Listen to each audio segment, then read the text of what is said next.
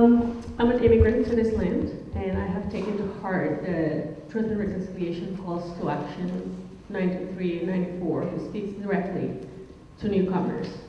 I'm also a disability justice activist, and I believe that to make anything accessible, we have to start from the moment of design.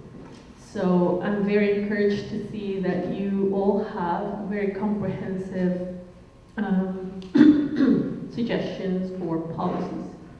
I would like to know how far back are both accessibility implementation as part of the policies you are offering, and also are we actually working together on the same line with educating newcomers about our duties on the Truth and Reconciliation Calls to Action?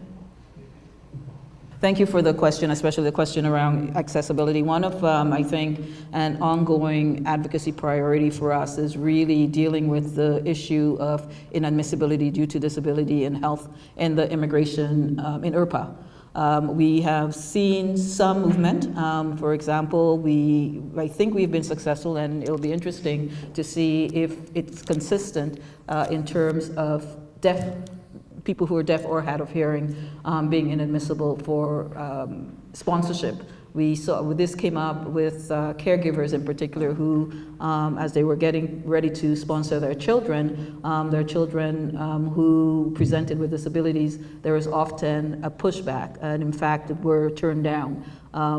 Working together with the settlement sector and the disability communities across Canada, we were able to have that overturned. Now, what we don't know if this is going to be done on a case-by-case basis, and then every time someone gets turned down, they have enough information to be able to reach out, and then we have to keep going back again. But I do think that we have a federal election coming up.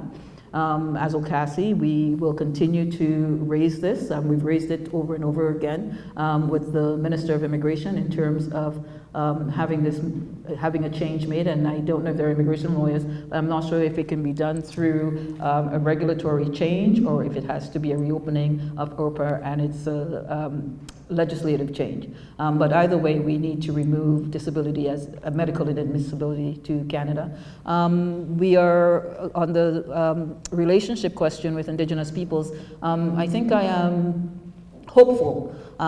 Increasingly, I'm hearing from our sector that they're wanting to make that link. As a council, we have committed to building strong relationships with Indigenous communities across Ontario. My board and staff have been doing an annual gathering and training with Indigenous peoples. We've included Indigenous organizations in the trainings that we're doing on governance, for example, especially some of the grassroots Indigenous organizations here.